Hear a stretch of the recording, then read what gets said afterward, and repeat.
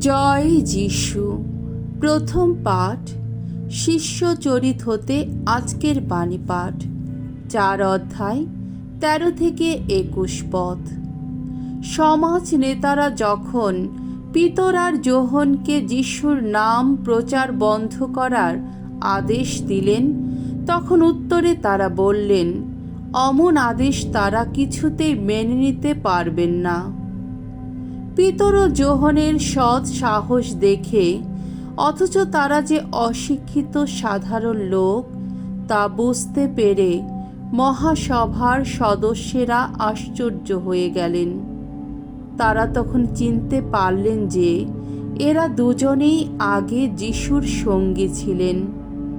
তবে সেরে ওঠা জন্ম থেকে খোঁড়া লোকটিকে তাদের পাশে দাঁড়িয়ে থাকতে দেখে তারা তাদের কথার কোনো উত্তর দিতে পারছিলেন না। তাই সভা কক্ষের বাইরে তাদের যেতে বলে তারা নিজেদের মধ্যে পরামর্শ করতে লাগলেন। তারা বলছিলেন, ওই লোক দুটোকে নিয়ে আমরা এখন কি করি? ওদের হাত দিয়ে যে আশ্চর্য অলৌকিক একটা কাণ্ড ঘটেছে তা জেরুসালেমের সমস্ত অধিবাসীরা তো ভালোভাবেই জানে, আর আমরাও তো তা অস্বীকার করতে পারছি না। তবে ব্যাপারটা যেন জনসাধারণের মধ্যে আরও বেশি সাড়া না জাগায়, তার জন্যে এসো ভয় দেখিয়ে ওদের বরং সতর্ক করে দিন।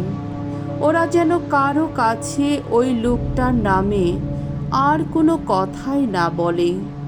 তারপর পিতর আর যোহনকে ডেকে তারা বারণ করে দিলেন যে তারা যেন কোনোভাবেই যিশুর নামে কোনো কথা উচ্চারণ না করেন, কোনো উপদেশও না দেন।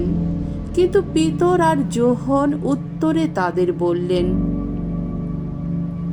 আপনারা নিজেরাই বিচার করে দেখুন যে ঈশ্বরের আদেশ মেনে নেওয়ার চেয়ে আপনাদের আদেশ মেনে নেওয়াটাই ঈশ্বরের দৃষ্টিতে উচিত কিনা। আমরা কিন্তু যা দেখেছি আর শুনেছি তা যে না বলে পারি না। আরও ভয় দেখিয়ে তারা তখন তাদের ছেড়েই দিলেন। জনসাধারণের ভয়ে তারা তাদের শাস্তি দেবার কোনো উপায় খুঁজে পেলেন না, কারণ সেদিন যা ঘটেছে তাই নিয়ে সকলের কণ্ঠ তখন ঈশ্বরের স্তুতি বন্দনায় মুখর। প্রভুর বাণী। ঈশ্বরকে ধন্যবাদ। শাম সঙ্গীত 118 অধ্যায় 1 পদ 14 থেকে 21 পদ। ধো, জয় মুক্তিদাতার জয়, আমার ডাকে দিয়েছেন তিনি সাড়া। ভগবানের গুণগান করো, কত না মঙ্গলময় তিনি। তার দয়া সে তো চিরকালেরই দয়া। ভগবানই শক্তি আমার, আমার কৃষ্ঠ গীতি। আহা, নিজেই হয়েছেন তিনি আমার পরিত্রাণ। ধর্মিষ্ঠের শিবিরে শিবিরে শুনো উল্লাস ভরা ওই যে জয়ের ধ্বনি। ভগবানের দক্ষিণ বাহু কীর্তিতে বলিয়ান, ভগবানের দক্ষিণ বাহু গৌরবে মহিয়ান। মরব না, জীবিতই থাকব আমি, সকলকে শোনাব ভগবানের কর্ম কাহিনী। কঠোর হাতে আমাকে শাসন করেছেন ভগবান, কিন্তু মৃত্যুর কবলে আমায় সঁপে দেননি তিনি।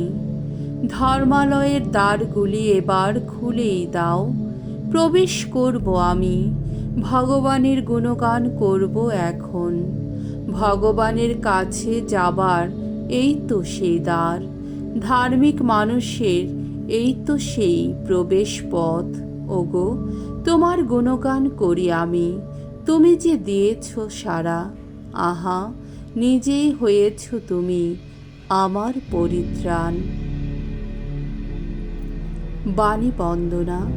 জয় মৃত্যুঞ্জয়, জয় তোমারই জয়। এই তো সেই দিন, ভগবানের বিরচিত দিন। এসো আমরা এই দিনে আনন্দ করি, করি উল্লাস। জয় মৃত্যুঞ্জয়, জয় তোমারই জয়। মঙ্গল সমাচার।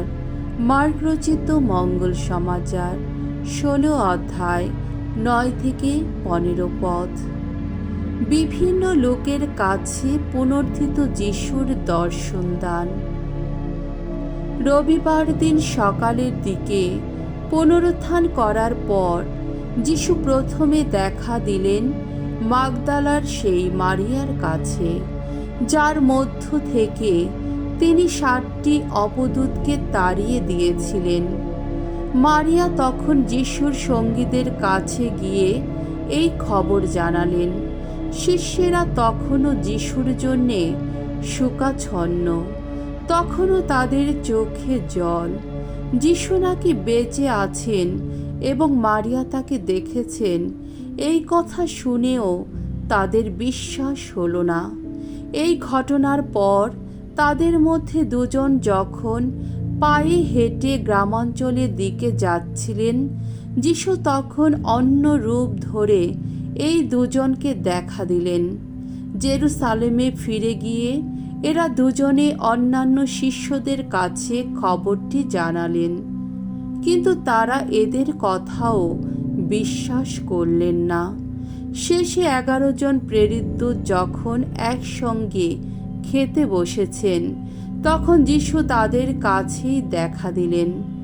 যারা তাকে পুনর্থিত অবস্থায় দেখেছিলেন, তাদের কারো কথাই তারা বিশ্বাস করতে চাননি বলে তিনি এই অবুঝ অবিশ্বাসের জন্যে তাদের তিরস্কার করলেন।